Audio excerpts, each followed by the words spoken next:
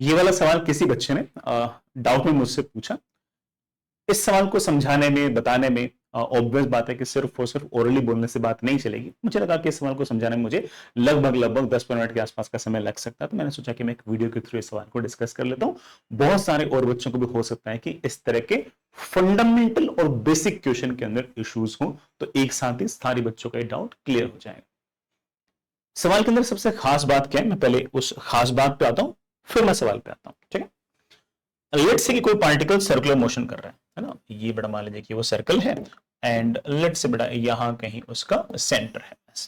ठीक है, तो किसी टाइम पर आपका ये आर वेक्टर है एंड लेट्स से बड़ा ये उसका किसी टाइम पर ये वेलोसिटी वेक्टर है। आर वेक्टर और वेलोसिटी वेक्टर हमेशा एक दूसरे के 90 डिग्री पे रहेंगे। ये आपका आर है, ये आपका वी है। ठीक, जितना जितना और अगर हमेशा दोनों एक दूसरे के 90 डिग्री पे रहेंगे तो ये बात तय है कि अगर आर वेक्टर 5 डिग्री घूमेगा तो वेलोसिटी वेक्टर भी आपका 5 डिग्री ही घूमेगा। ठीक है, अगर सर्कुलर मोशन है तो जितना आपका आर वेक्टर रोटेट करेगा उतना ही आपका वेलोसिटी वेक्टर भी रोटेट करने वाला है। ये हमारे इन जनरल एक सर्कुलर मोशन में एक सिंपल सी बात है, क्योंकि दोनों के बीच का जो एंगल है वो ऑब्वियस बात है बाय डेफिनेशन हमारे पास हमेशा ही 90 डिग्री रहता है।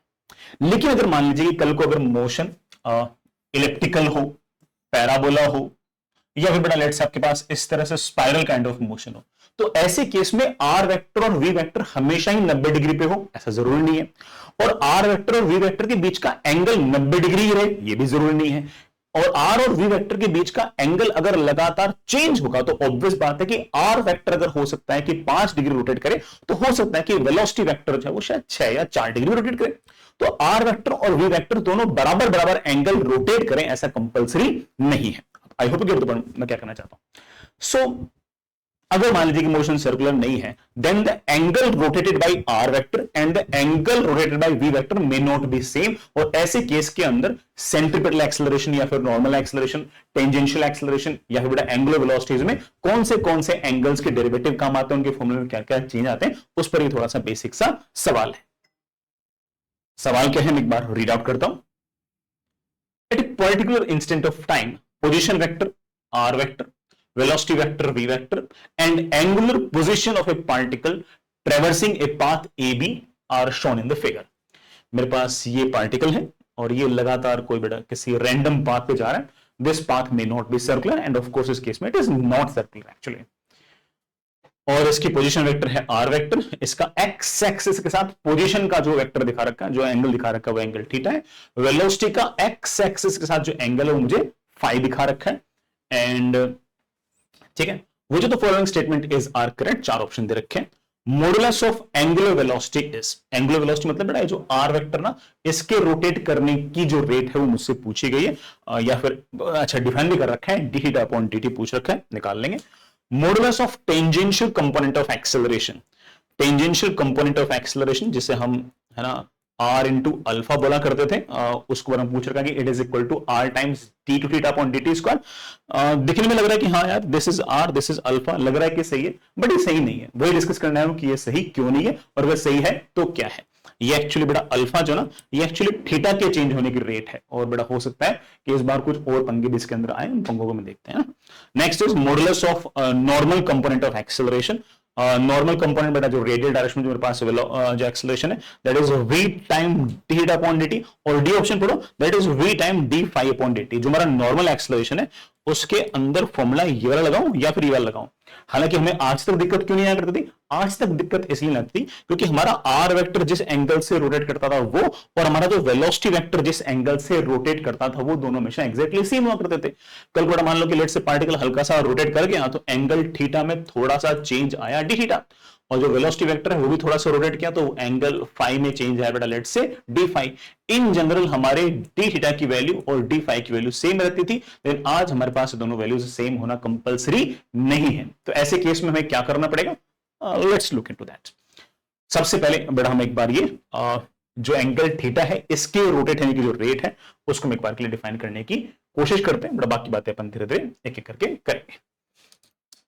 सबसे पहले मेरे पास जस्ट ए मिनट, मेरे पास मैंने ऐसे मान लिया this is R vector this is V vector, but मैंने जानबूझकर वी को ऐसे मान के ऐसे मान लिया बस वो जो सवाल में दिखा रखा था उसमें 5 ऑक्टेव्स दिखा रहा है, मैंने एक्यूट दिखा रखा है, उससे कोई फर्क नहीं पड़ना। ठीक, सबसे पहले इस एंगल थीटा के चेंज होने के रेट की बड़ा बात कर रखी, करते बात। लेट्स से बेटा आपके पास ये वाला एंगल फाई है, मैं इस आर वेक्टर को ऐसे सामने की तरफ ऐसे एक बार के लिए खींच देता हूं। जैसे बेटा मैं इसको सामने की तरफ ऐसे खींच दिया, दिस एंगल इज थीटा, बेटा this angle also comes out to be theta.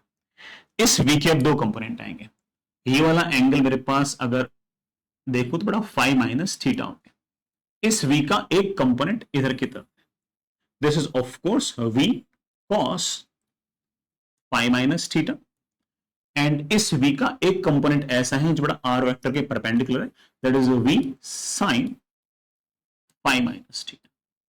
As we know that कि इस r वेक्टर की लेंथ को बढ़ाने के लिए ये वाला कंपोनेंट जिम्मेदार है कि नहीं? तो अगर किसी ने अगर मुझसे ये पूछा होता कि what is d by D t of magnitude of r vector, तो हम ये बोल देते हैं।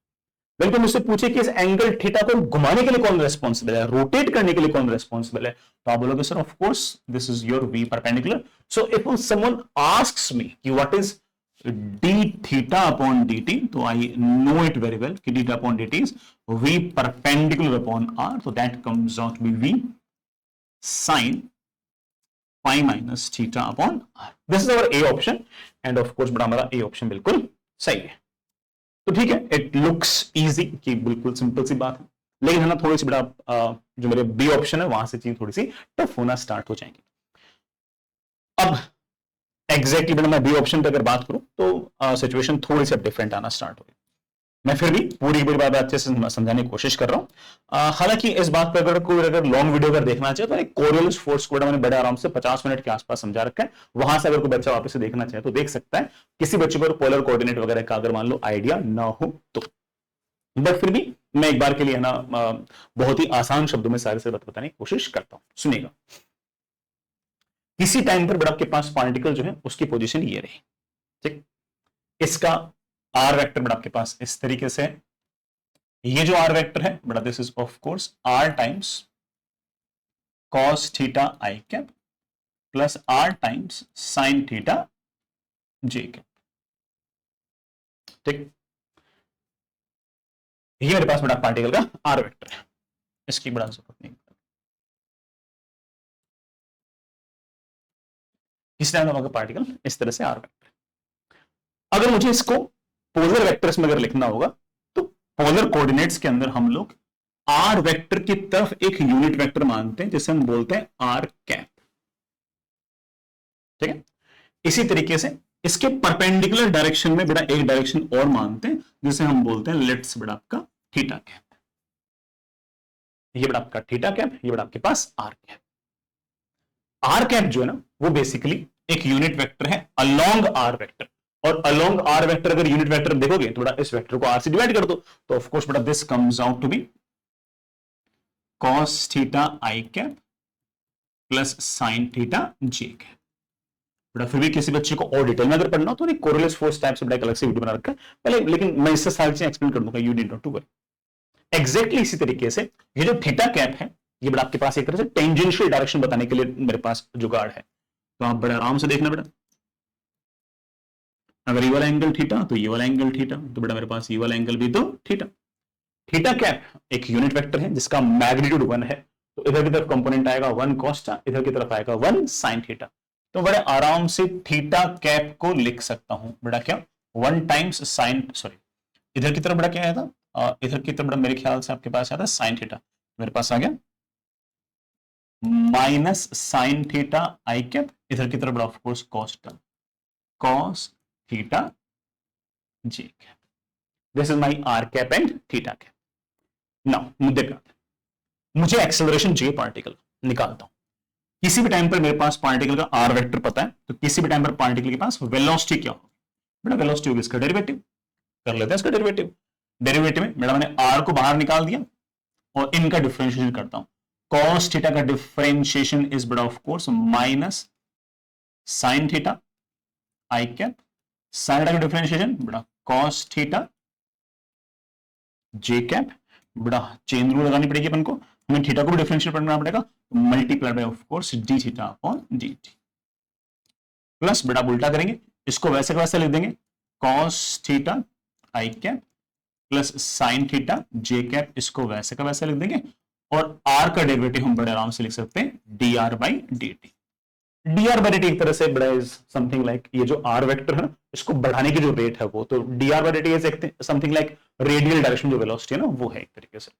सो this comes out to be, बड़ा मेरे पास वेलोसिटी आ गई है बड़ा क्या, ये देखना बड़ा क्या लिखा है, माइनस साइन थीटा आई कैप प्लस कोस्टा जे कैप, माइनस साइन थीटा आई कैप प्लस कोस्टा जे कैप, बेटा माइनस साइन थीटा आई कैप प्लस कोस्टा जे कैप, तो थीटा कैप ही है, ठीक है। तो मेरे पास ये आ गया बेटा r times omega minus sine theta आई कैप प्लस कॉस थीटा जे कैप प्लस रेडियल डायरेक्शन में velocity multiplied by cos theta I cap plus sine theta J cap. यहां तो बड़ा कूल है।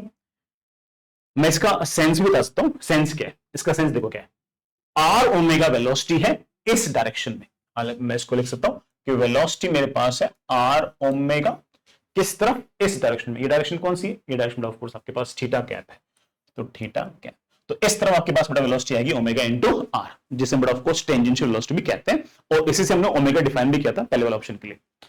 इसी तरीके से ये कॉस था आई कैप प्लस साइन था जे कैप जो है, ये मेरे पास बड़ा आर कैप के अलोंग यूनिट वेक्टर है, तो ये बड़ा मेरे पास ऑफ कोर्स इस तरफ जो वेलोसिटी है वो वे है ये, प्लस बड़ा ऑफ कोर्स मेरे पास रेडियल डायरेक्शन वेलोसिटी है आर कैप के अलोंग, ठीक है। ये थीटा कैप के अलोंग बड़ा वेलोसिटी मेरे पास ये रेडियल डायरेक्शन वेलोसिटी, कूल। लेकिन मुझे क्या चाहिए, मुझे तो एक्सेलरेशन चाहिए, निकालते हैं। एक्सेलरेशन निकालने के लिए मुझे ऑफ कोर्स बड़ा इसी वेलोसिटी को एक बार डिफरेंशिएट और करना चाहिए। चलिए एक बार बेटा मैं इसी सेम वेलोसिटी को एक बार वापस से डिफरेंशिएट भी वापस से कर लेता हूं, मुझे थोड़ी सी जगह चाहिए होगी, है ना, बड़ा मुझे थोड़ी सी जगह चाहिए होगी इसमें। हाँ, इसको अगर मैं डिफरेंशिएट किया, मैं थोड़ा ज्यादा अच्छे से कर रहा हूं, सुनना बेटा, आर भी चेंज हो सकता है, ओमेगा भी चेंज हो सकता है, थीटा भी चेंज हो सकता है, तो मुझे बड़ा वो यूवी रूल लगाना पड़ेगा, मल्टीप्लिकेशन रूल। एक काम करता हूं, पहले आर और ओमेगा को फिक्स मान लेता हूं और इसको डिफरेंशिएट करता हूं, तो आर और ओमेगा को तो वैसा का वैसा लिख दिया और इसको डिफरेंशिएट कर दिया। माइनस साइन थीटा का डिफरेंशिएशन होगा minus cos theta into D theta upon D, cos का डिफरेंशिएशन होगा minus sine theta into D theta upon D, बेटा डी थीटा अपॉन डी हम पहले से ओमेगा लिख ही रहे हैं, ये हो गया। प्लस अब बेटा एक काम करता हूं, मैं है ना आर और इसको आर और माइनस साइन थीटा आई कैप प्लस कॉस थीटा जे कैप को वैसे का वैसे लेता हूं और ओमेगा का डेरिवेटिव और लेता हूं, ओमेगा का डेरिवेटिव इज ऑफ कोर्स बेटा what D omega by D T, चलेगा कोई दिक्कत नहीं। प्लस प्लस प्लस तीसरी टर्म, बड़ा तीसरी टर्म कौन सी है, बड़ा तीसरी टर्म मेरे पास ये है कि मैं ओमेगा को वैसा का वैसा लिख दूं, माइनस साइन थीटा आई कैप प्लस कॉस थीटा जे कैप को वैसे का वैसे लिख दो, और आर का derivative is D R by D T, बेटा डी आर बाई डी में लिख चुका radial direction velocity V R, हो गया। प्लस प्लस प्लस, बेटा घबराओ मत ना। अब इसका डिफरेंशिएशन, इसके डिफरेंशिएशन अगेन बड़ा मल्टीप्लिकेशन रूल, एक बार इसको पकड़ के इसको डिफरेंशिएट, अगली बार इसको पकड़ के इसको डिफरेंशिएट, वी आर को मैंने वैसे का वैसा लिख दिया और इसका डिफरेंशिएशन मेरे पास आएगा minus sine theta into D theta upon D T plus cos theta into D theta upon D, बड़ा डी थीटा अपॉन डी को वापस से ओमेगा लिख दिया, चलेगा। प्लस अब बड़ा उल्टा कर लो, ये जो वी आर है बड़ा वेलोसिटी अलोंग रेडियल डायरेक्शन को डिफरेंशिएट करोगे तो क्या आ जाएगा, d by D t of radial direction velocity वो आ जाएगी, मल्टीप्लाई बेटा what cos theta I cap plus बेटा what sine theta J cap, ये एक तरह से रेडियल डायरेक्शन आपके पास जो एक्सेलरेशन वो आ गया एक तरह से ना, ठीक है। देखते हैं ये जो वेलोसिटी आई है, सॉरी बेटा वेलोसिटी क्यों आई है, वेलोसिटी को तो अपने डिफरेंशिएट किया था, मेरे पास ये एक्सेलरेशन आ गया वेलोसिटी को डिफरेंशिएट करने पे, अच्छे से लिखते हैं इसको ना, मेरे पास एक्सेलरेशन आ गया, देखो ध्यान से देखना, ध्यान से इन सारी से टर्म्स को देखना, minus cos theta minus sine theta, ठीक है ना, ठीक है। और ये बेटा इन दोनों को मैं एक साथ लिख देता हूं, इन दोनों को मैं एक साथ लिखता हूं, मेरे पास एक्सेलरेशन आ गया है बेटा क्या, cos थीटा आई कैप प्लस साइन थीटा जे कैप, ये बेटा कॉमन ले लिया, ये मेरे पास कितना आ गया, रेडियल डायरेक्शन में acceleration minus omega square into R. मैं बाद में बेटा मैंने कॉमन ले लिया माइनस को ना, ठीक, प्लस प्लस। अब बाकी तीनों को देखो, माइनस ये बेटा सेम ही है, माइनस साइन थीटा आई कैप प्लस कॉस थीटा जे कैप। ये बेटा आपके पास टेंजेंशियल वाली जो डायरेक्शन ना वो ही है। इसमें कितना आ रहा है बेटा, इसमें बेटा मेरे ख्याल से आ रहा है बेटा, देखना कितना, D omega by D T into बेटा वॉट आर प्लस बेटा वी आर इंटू ओमेगा, बेटा वी आर इंटू ओमेगा, एक बार बेटा फिर से वी आर इंटू ओमेगा, तो 2 टाइम्स बेटा वी आर इंटू ओमेगा। बस बस बेटा बस, फाइनल एक्सेलरेशन बेटा मेरे पास आ गया। ये कौन सा डायरेक्शन, ये बेटा आर कैप वाला डायरेक्शन है, a minus omega square into, बेटा अब तक मैं आर छोटा लिख रहा था क्या, या बड़ा लिख रहा था, छोटा लिख रहा था बेटा, ठीक है, a minus omega, a radial minus omega square into are, ये आर कैप में आ गया है। और बेटा ये वाले किस तरफ है बेटा, ये मेरे पास आ गया alpha into D omega by D T plus 2 times radial direction velocity into omega. ये कौन सा डायरेक्शन है बेटा, मेरे पास ये ऑफ कोर्स डायरेक्शन है आपकी थीटा कैप वाले डायरेक्शन। आप कहते हो तो बेटा मैं एक बार ना इसको फाइनल बेटा डायग्राम में भी एक बार रिप्रेजेंट करके तुम्हें दिखाता हूं कौन सा एक्सेलरेशन मेरे पास इस तरह से आया। आप बेटा कहते हो तो बेटा मैं करके दिखा देता हूं। ये जो पार्टिकल बेटा इस तरह के पाथ पर जा रहा है, इसके पास आर कैप के अलोंग एक्सेलरेशन है, मतलब बेटा आर कैप के अलोंग एक्सेलरेशन है A R minus omega square into R. मैं ऐसे कह सकता हूं, बाहर की तरफ एक्सेलरेशन है ए आर और अंदर की तरफ एक्सेलरेशन है ओमेगा स्क्वायर इंटू आर। आप इस बात को जानते हैं कि हमारे पास जो सर्कुलर मोशन होता है उसके अंदर पार्टिकल के पास जो वेलोसिटी होती है, पार्टिकल के पास इस तरफ कोई मोशन नहीं होता, तो रेडियल डायरेक्शन में कोई एक्सेलरेशन नहीं होता, ये वाला कोई एक्सेलरेशन नहीं होता, ये वाला जो लीनियर एक्सेलरेशन है ये नहीं होता, उस टाइम पर हमारे पास सिर्फ और सिर्फ ओमेगा स्क्वायर इंटू आर ही रहता है, ठीक है, क्योंकि हमारा पार्टिकल जो है वो सेंटर से दूर नहीं जाता। ये वाला जो एक्सेलरेशन है ये तो ऑफ कोर्स बेटा जो रेडियल डायरेक्शन में वेलोसिटी है उसको बढ़ाने या घटाने का काम आता है, और यूनिफॉर्म सर्कुलर मोशन या फिर बेटा हमारे पास इन जनरल जो सर्कुलर मोशन वगैरह होते हैं उसमें पार्टिकल के सेंटर से डिस्टेंस फिक्स रहती है, रेडियल डायरेक्शन में कोई वेलोसिटी नहीं होती, रेडियल डायरेक्शन में कोई ये वाला एक्सेलरेशन नहीं होता, सिर्फ और सिर्फ ये वाला एक्सेलरेशन होता है और वो डायरेक्शन को चेंज करने का काम आता है। तो आज हम क्या सीखे, आज हम ये सीखे कि अगर पार्टिकल के पास ऐसे स्पाइरल काइंड ऑफ मोशन है तो उसके पास रेडियल डायरेक्शन में कोई ना कोई वेलोसिटी हो सकती है, और उसी दौरान एक रेडियल डायरेक्शन में एक एक्स्ट्रा टर्म का एक्सेलरेशन और आ सकता है, और ये ऑफ कोर्स रेडियल डायरेक्शन में आपकी जो वेलोसिटी है उसके चेंज होने की रेट है। ये ओमेगा स्क्वायर इनटू आर हम शुरुआत से ही जानते हैं कौन है, और हमारे पास जो सर्कुलर मोशन है उसमें सिर्फ ये होता है, ये नहीं होता, लेकिन अगर कोई और तरह का पाथ हुआ तो ये हमारे पास एक्सेलरेशन आ सकते हैं। ये एक्सेलरेशन वो है जो थीटा कैप के अलोंग है। ये है बेटा मेरे पास अल्फा, ये अल्फा ही तो बेटा एक तरीके से omega into D omega by D, alpha into बेटा आर था, सॉरी बेटा आर था, alpha into R plus plus plus 2 times omega into are. ये बेटा मेरे पास टेंजेंशियल डायरेक्शन में एक्सेलरेशन है, या फिर ऐसे कह सकता हूं कि ये वाला एक्सेल मेरे पास थीटा कैप की तरफ है। सर हमने जब सर्कुलर मोशन पढ़ा था तब तो सर ये वाला एक्सेलरेशन नहीं आया था, ये वाला एक्सेलरेशन इसलिए नहीं आया था क्योंकि हमारी हेडिंग सर्कुलर मोशन थी, और सर्कुलर मोशन में पार्टिकल के पास रेडियल डायरेक्शन में कोई वेलोसिटी होती नहीं है, और रेडियल डायरेक्शन में अगर वेलोसिटी नहीं होती है तो ये वाली टर्म गायब रहती है, और सिर्फ अल्फा इंटू आर ही हमारे पास टेंजेंशियल एक्सेलरेशन बचता है। आई रियली होप सारी बात समझ गए होंगे। अब मैं बेटा मुद्दे पे आता हूं। हमारा जो बी ऑप्शन है, मैंने बेटा कुछ लगता है ज्यादा एक्सप्लेन कर दिया। Modulus of tangential component of acceleration. Tangential component of acceleration मतलब एक्सेलरेशन का वो कंपोनेंट जो वेलोसिटी के अलोंग है, टेंजेंशियल डायरेक्शन में है। क्या वो alpha into D two theta upon D T square है क्या? तो आप बोलोगे sir R into D two theta upon D T square है क्या? आप बोलोगे देखो सर ये है तो सही, लेकिन इसके अलावा एक टर्म और भी है। ये तुम्हारा एक तरीके से आर इंटू अल्फा हो गया, प्लस हमारे पास एक टर्म और आ रही है, वो टर्म कौन सी है? 2 times radial direction velocity multiplied by omega. तो इसका मतलब this B option comes out to be totally false. ये हमारा ऑप्शन बिल्कुल गलत। समझ गए? The modulus of normal component of acceleration, बेटा जो मेरे पास सी और डी ऑप्शन है वो नॉर्मल एक्सेलरेशन बात कर रहे हैं। नॉर्मल एक्सेलरेशन में क्या लिखूं? v into D five by D T लिखूं, या बेटा v into D theta upon D T लिखूं? ये मेरे पास नया सवाल आ गया है। तो चलिए इसको सॉल्व करने के लिए, इसको समझने के लिए बेटा वापस से बेसिक से करते हैं, क्योंकि इस बार हमारे पास हमें ये नहीं पता कि हम इस बार में बिल्कुल श्योर है कि इस बार जो वेलोसिटी एंगल रोटेट कर रहा है और जो आर वेक्टर रोटेट कर रहा है वो दोनों एंगल सेम नहीं है। तो ऐसे केस में नॉर्मल एक्सेलरेशन कैसे लिखेंगे, सुनिएगा। लेट्स से मेरे पास ये आर वेक्टर है, मेरे पास ये लेट्स से वेलोसिटी वेक्टर है। ये जो वेलोसिटी वेक्टर है ये बड़ा आपका ऐसे मान लीजिए कि एक्स एक्सिस से कोई ना कोई एंगल बना रहा है फाई। ये वेलोसिटी हम बड़े आराम से लिख सकते हैं कि this is basically v cos phi I cap plus v sin phi J cap. अगर मुझे एक्सेलरेशन चाहिए तो मुझे इसका डेरिवेटिव करना पड़ेगा, कर देंगे डेरिवेटिव। बेटा करना जरा डेरिवेटिव, v बेटा वैसा का वैसा cos फाई का डिफरेंशिएशन क्या होगा, cos फाई का डिफरेंशिएशन होगा माइनस sin फाई आई कैप प्लस बेटा cos फाई जे कैप। खत्म नहीं हुआ बेटा, चेन रूल में multiplied by D phi by D T. ये वाला काम बेटा वैसे वो अपने आर वेक्टर का जब डेरिवेटिव किया था तब भी किया था, बट ठीक है मैं वापस से कर रहा हूं।